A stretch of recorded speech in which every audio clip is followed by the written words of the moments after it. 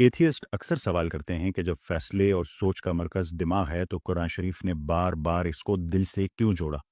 کیا یہاں قرآن شریف اور سائنس میں تضاد ہے؟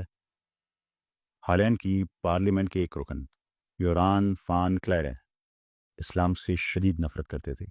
وہ ہالینڈ کی پارٹی فار فریڈم PVV کے ممبر تھے۔ یہ وہی پارٹی ہے جس نے بار بار پیغمبر اسلام صلی اللہ علیہ وآلہ وسلم کے گستاخانہ خاکوں کے مقابلے منعقد کروائے اور مغرب میں اسلاموفوبیا کو ہوا دی۔ وہ کہتے ہیں کہ ان کا مقصد ہی یہ تھا کہ دنیا کو دکھایا جائے کہ اسلام کتنا خطرناک مذہب ہے۔ اسی نفرت کے تحت وہ اسلام کے خلاف ایک کتاب لکھنے بیٹھے، مواد اکٹھا کرنے کے لیے قرآن شریف کو پڑھنا شروع کیا۔ لیکن جیسے جیسے آگے بڑھتے گئے دل میں ایک عجیب سی کشمکش شروع ہو گئی۔ جو کچھ وہ برسوں سے سنتے اور مانتے آئے تھے، قرآن شریف کی باتیں اس سے بالکل مختلف نکلی۔ وہ لکھتے ہیں کہ میں گھبرا گیا، ڈر گیا، کیونکہ یہ کتاب مجھ پر اثر ڈالنے لگی تھی۔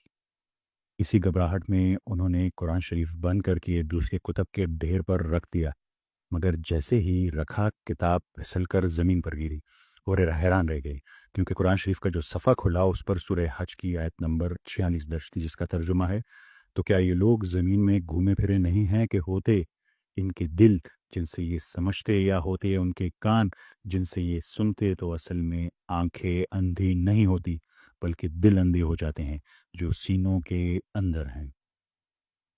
اسی لمحے نے اس کی زندگی ہمیشہ کے لیے بدل دی۔ یوران فان کلیرن کہتے ہیں، میں سمجھ گیا کہ میرا اصل مسئلہ یہی ہے۔ میری آنکھیں حقیقت دیکھ رہی ہیں، مگر میرا دل نفرت اور تعصب سے اندھا ہو چکا ہے، اور جب تک دل صاف نہ ہو انسان حقیقت کو مان ہی نہیں سکتا۔ لیکن سائنس کیا کہتی ہے؟ کیا دل واقعی دماغ کے فیصلوں اور سوچ کو متاثر کر سکتا ہے؟ آئیے سمجھتے ہیں۔ قرآن شریف میں دل کا ذکر کیوں ہے؟ دماغ کا تو نام بھی نہیں لیا گیا، حالانکہ دماغ عربی کا لفظ ہے۔ قرآن شریف میں اس کی بجائے عقل کا ذکر ہے، مگر دماغ کا نہیں۔ اور عقل صرف دماغ نہیں بلکہ ایک وسیع تر نظام ہے۔ سائنس کی تاریخ دیکھیں تو شروع میں یہ مانا جاتا تھا کہ سوچ اور فیصلہ صرف دماغ کے نیورونز کی وجہ سے ممکن ہے، کیونکہ دماغ کا نیورل نیٹ ورک سب سے کمپلیکس یعنی پیچیدہ ہے۔ لیکن بعد میں تحقیق نے ثابت کیا کہ دل میں بھی ایک مکمل نیورل نیٹ ورک موجود ہے، تقریباً 40,000 نیورونز پر مشتمل، جسے انٹرنزک کارڈیک نروس سسٹم کہا جاتا ہے۔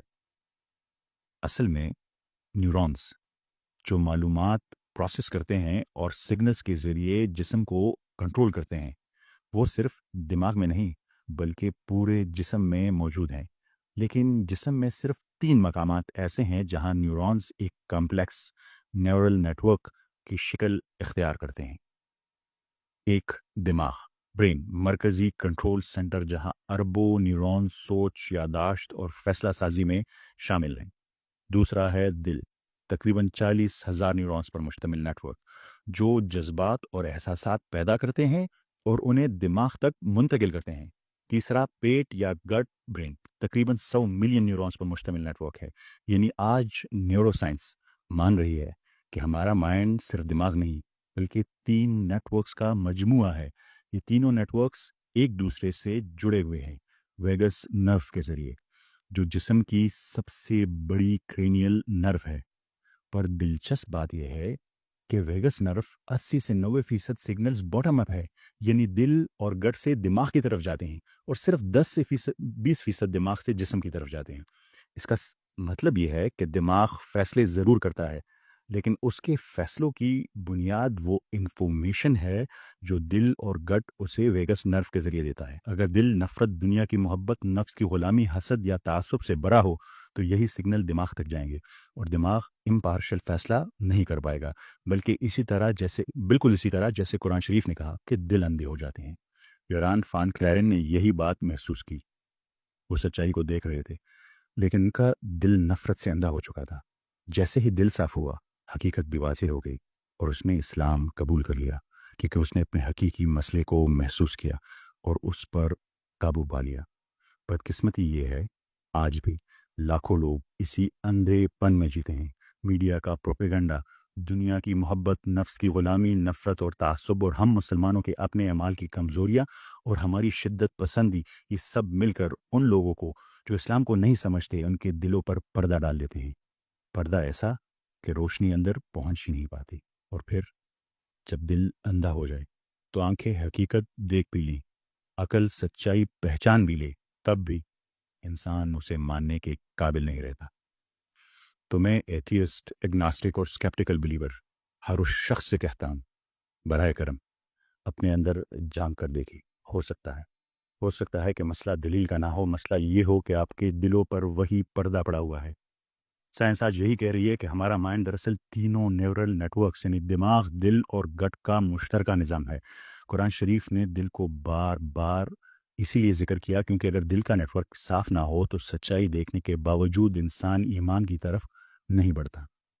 اب غور کریں، قرآن شریف نے 1400 سال پہلے بار بار دل کو سینٹر آف انسائٹ کہا، جبکہ سائنس کو یہ حقیقت معلوم کرنے میں صدیوں لگ گئے۔ کیا یہ محض اتفاق ہے؟ کیا یہ دلیل کافی نہیں؟ دل کے کردار پر آج ہم نے بات کی۔ اگلی قسط میں انشاءاللہ ہم دیکھیں گے کہ گٹ برین کا کردار کیا ہے، اور کیا قرآن شریف نے اس بارے میں بھی کچھ کہا ہے۔ برائے کرم کمنٹس میں ضرور شیئر کریں کہ آپ کی رائے گٹ برین کے بارے میں کیا ہے، کس کا کیا کردار ہے۔ اگلی قسط میں ملاقات ہوگی۔ آپ سب کی سماعتوں کا بہت شکریہ۔ اللہ حافظ۔